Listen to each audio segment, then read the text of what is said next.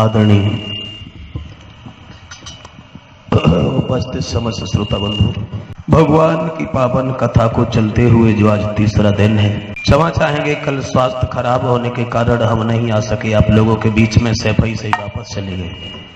फिर पता नहीं है कितने टाइम क्या हो जाए क्या न हो जाए। और गोस्वामी तुलसीदास जी कहते हैं कि पहलो सुख निरोगी काया, उसके पास दौलत हो चाहे न हो, जिसका शरीर स्वस्थ है, निरोग है, कोई विकार नहीं है, उससे बड़ा सुखी दुनिया में कोई नहीं।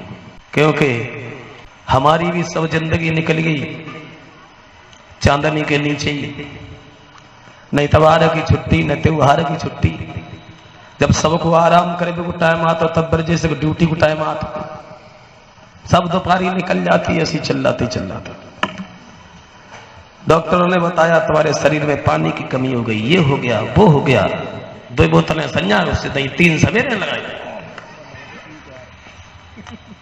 और भगवान की कृपा से परसों शाम से अभी तक रोटी नहीं मिली। खैर जैसे कुछ है, जिंदा है मरे नहीं है। और आइए कथा में गौर करते हैं। और वैसे हमें तो हमारी याद में कभी बुखार तक नहीं आया 52 साल तक, मैं तो स्वस्थ रहा हूं हमेशा, पता नहीं थोड़ी क्या दिक्कत हो गई। तो आ जाइए कथा में गौर करते हैं। जिस कथा के सौजन्य से हमारा आप तक आना हुआ, आप सबके दर्शन हुए,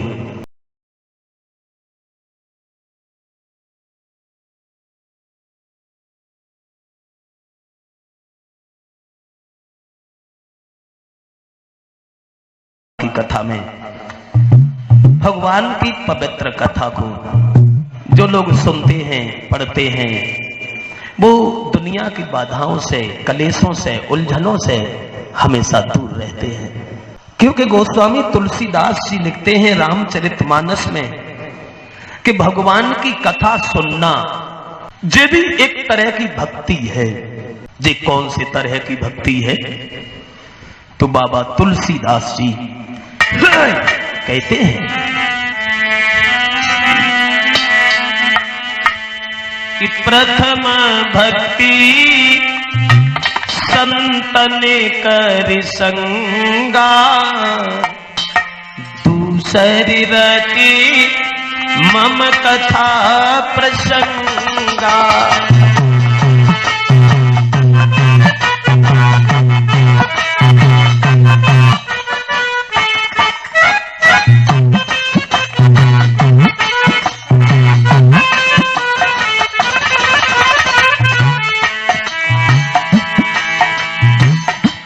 गोस्वामी तुलसीदास जी लिखते हैं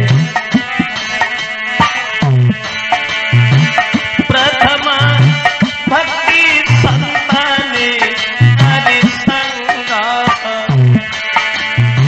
दूसरी रति मम कथा प्रसंगा।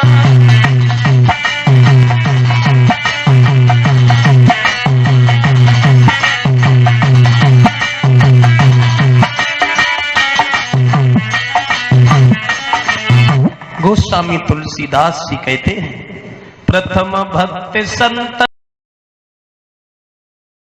पहली भक्ति है संतों का आदर, संतों की सेवा।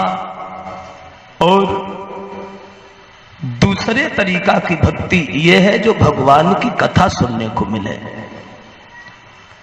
कलयुग के दोषों से बचने के लिए केवल भगवान की कथा ही बताई गई। और यही जरूरी नहीं है कि हम लोग अपने घर का काम छोड़ के पूरे दिन कथा में ही बैठे रहें। बोले ऐसा नहीं है, एक घड़ी आधी घड़ी आधे में पुण्याध, जितना समय मिल जाए कथा में बैठने का उतना बहुत है।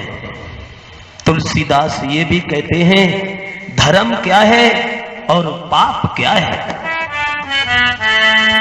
कि परहित सरस धर्म नाय भाई, पर पीड़ा समनाए अधिमाय।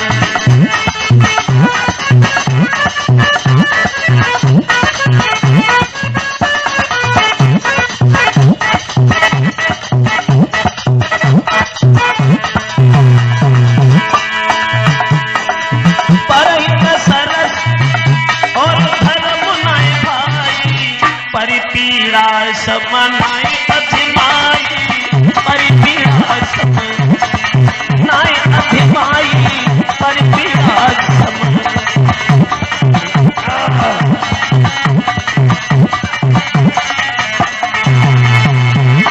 परहित सरस धर्म नाई भाई।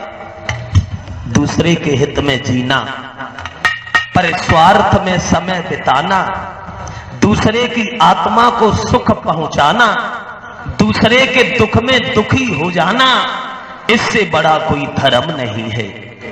और बिना मतलब के दूसरे की आत्मा को दुख देना, इसके बराबर कोई पाप नहीं होता। कभी हमारी जबान से किसी के प्रति ऐसे शब्द न निकले जो दूसरे को बुरे लगे। कभी हमारे हाथों से कोई ऐसा काम न हो जाए जिससे दूसरे का नुकसान हो जाए। तो लगा सको तो बाग लगाओ, पर आग लगाना ना सीखो। यदि मिटा सको तो अभिमान मिटाओ, पर मान मिटाना ना सीखो। और कमा सको तो धर्म कमाओ, पर पाप कमाना ना सीखो। जितना समय मिल जाए धर्म के काम में आगे बढ़ने के लिए, जो भी वक्त मिल जाए, जितना समय मिल जाए बहुत है। क्योंकि आज के युग में किसी के पास न सम्मान की कमी है, न संतान की कमी है, न धन धाम की कमी है, और कमी है तो केवल हर आदमी के पास टाइम की कमी है। टाइम नहीं, किसी के पास टाइम नहीं है। टाइम किसी से भी पूछ लो, क्या करें, टाइम ही नहीं। मरने तक का टाइम ही नहीं। और मरने के लिए किसी को टाइम कभी निकालना नहीं पड़ता है, वो खुद ही निकल आता है। जब यमराज लेने को आवे, आए के पकड़े पाए, तो उनसे कह दी अबे मोए फुर्सत ना है। लेकिन तब पेश नहीं जाती, क्योंकि एक दिन तो जाना ही जाना है। और अब तो समय ही नहीं है। अब तो देखते ही देखते लड़कपन, जवानी, बुढ़ापा, मौत आए गए, दे दे, टाइम ही नहीं। कछु करे तो जल्दी, परे तो जल्दी, खाए तो जल्दी, सोए तो जल्दी, जगे तो जल्दी, चले तो जल्दी, और जाए तो जल्दी।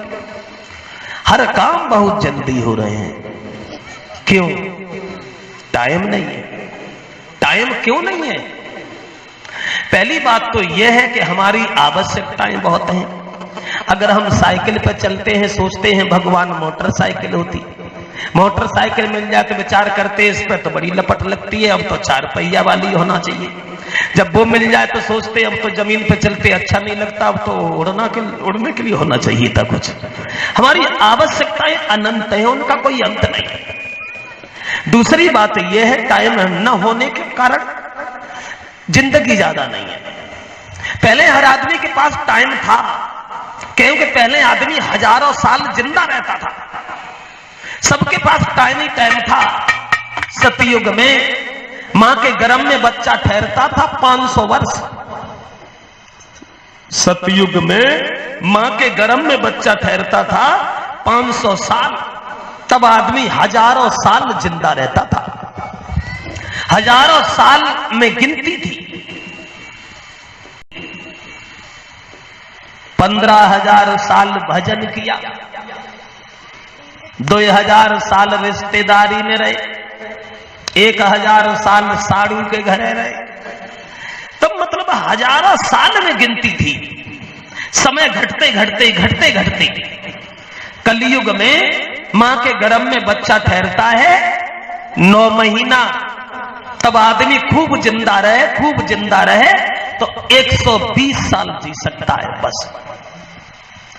और अब तो वो भी समय घट गया, 120 साल बहुत दूर है, 100 साल तक पहुंचना भी बड़ी मुसीबत है। खूब ताकत लगाई, खूब दवा खाई तो पहुंच गए 70-80, ना तो झोरा उठाओ और जे गए सीधे। टाइम ही नहीं। जो आता है चला जाता है, कहां चला जाता है ये पता ही नहीं कि जे सब गए तो गए कहां। जब से गए तब से न कोई खबर आई, न चिट्ठी पहुंचे, न मोबाइल काम करे। आखिर जे सब कहां चले गए? चले गए नंबरदार, रुक न पाए ठेकेदार, बड़ी बड़ी रियासत के जमींदार चले गए हवलदार, ठहरे नहीं सूबेदार, रात दिन जाग जाग पहरेदार चले गए।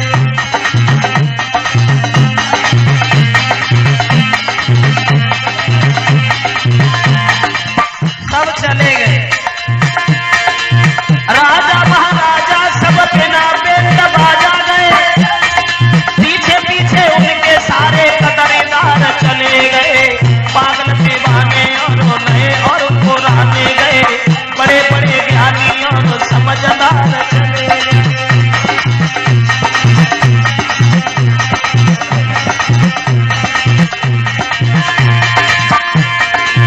पागल दीवाने नए और पुराने गए, बड़े बड़े ज्ञानी और समझदार चले गए।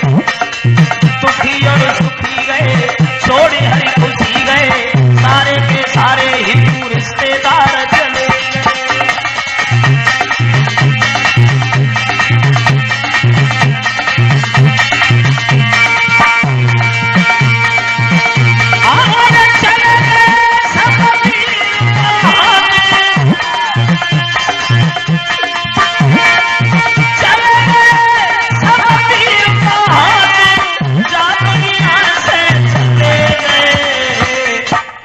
लेकिन जाने कहां चले गए।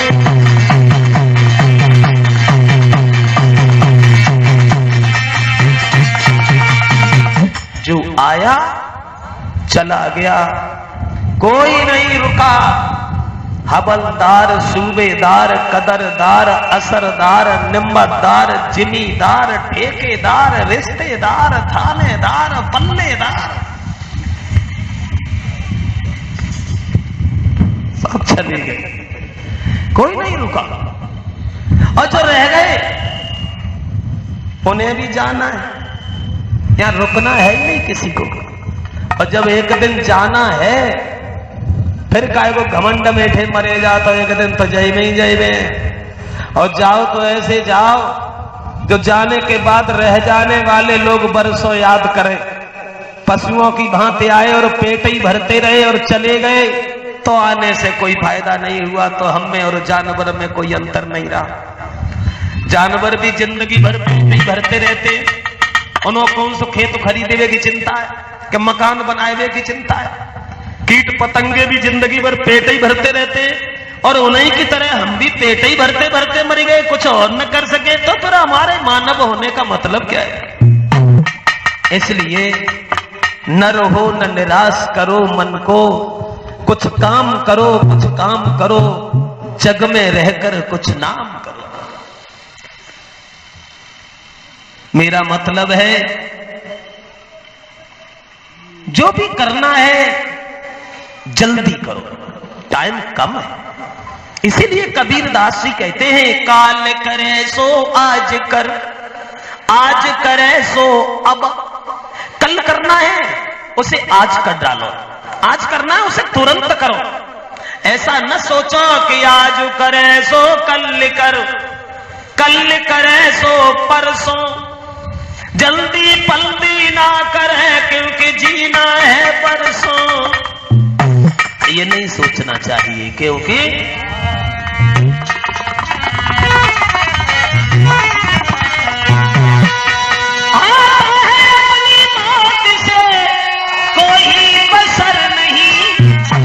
और सामान 100 बरस का है, बल की खबर नहीं। सामान 100 बरस का है, बल की खबर नहीं।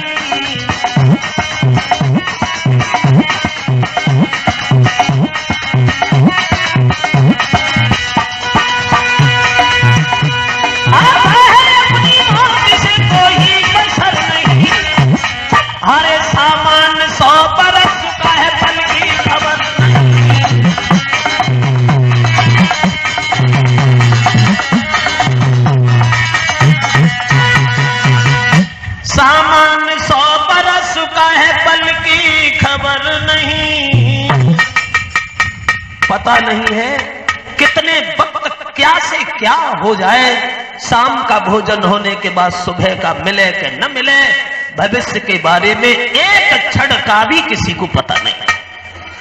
इसलिए जो भी करना है उसे जल्दी करो, जो भी करना है उसे। ये भी हम गलत बात कह रहे हैं कि जो भी करना है, अब किसी के गोली मारनी है तो क्या जल्दी मारोगे?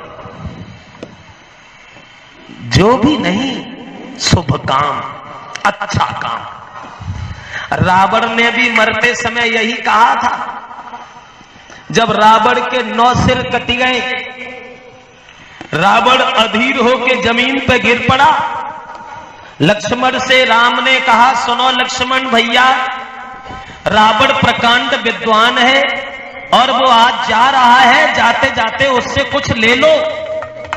लक्ष्मण गए, घमंड से सर की ओर खड़े हो गए। रावण बोला ही नहीं। लौट आए, वो तो बोला ही नहीं। बोले कहां खड़े थे?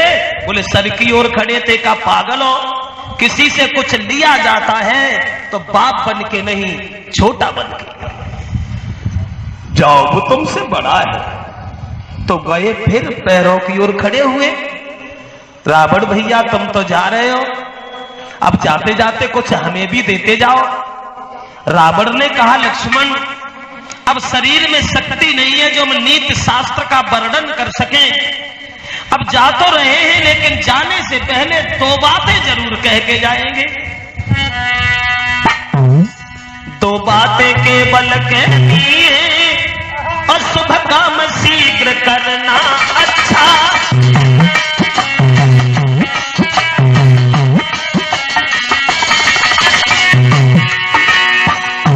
लंकाधीश रावण ने लक्ष्मण से कहा,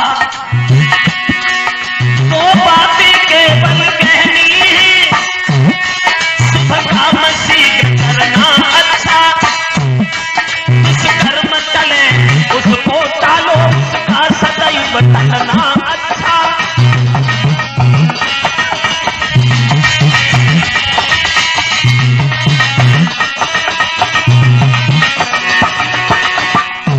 केवल 2 बातें कहेंगे।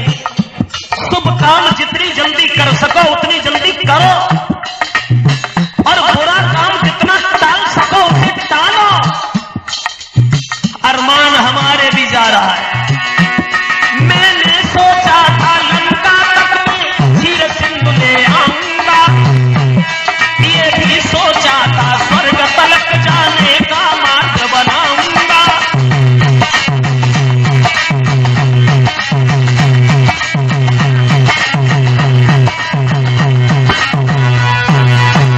उत्तर दिया, शुभ काम जितनी जल्दी कर सको उतनी जल्दी करो, और गलत काम जितना टाल सको, जहां तक टाल सको उसे टालती रहो।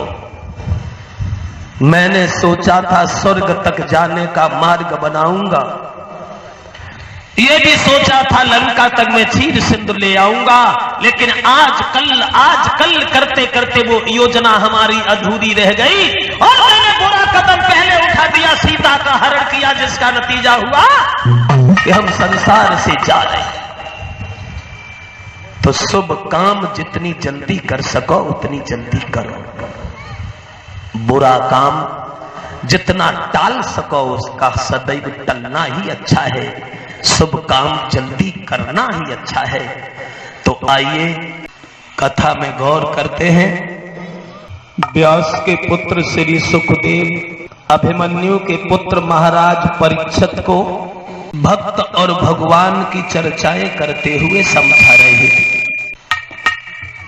बताया, धर्म पर चल करके हर दीवार से टकरा करके समाज में नाम रोशन करने के बाद, सम्मान पाने के बाद हमारे देश से जाने वाले एक नहीं बहुत हुए। यही भारत की भूमि है भाइयों। विश्व में सतयुग में मां के गर्भ में बच्चा ठहरता था 500 साल, तब आदमी हजारों साल जिंदा रहता था। हजारों साल में गिनती थी। 15,000 साल भजन किया, 2000 साल रिश्तेदारी में रहे, 1000 साल साड़ू के घरे रहे, तब मतलब हजारों साल में गिनती थी। समय घटते घटते घटते घटते कलयुग में मां के गर्भ में बच्चा ठहरता है 9 महीना, तब आदमी खूब जिंदा रहे तो 120 साल जी सकता है बस। और अब तो वो भी समय घट गया, 120 साल बहुत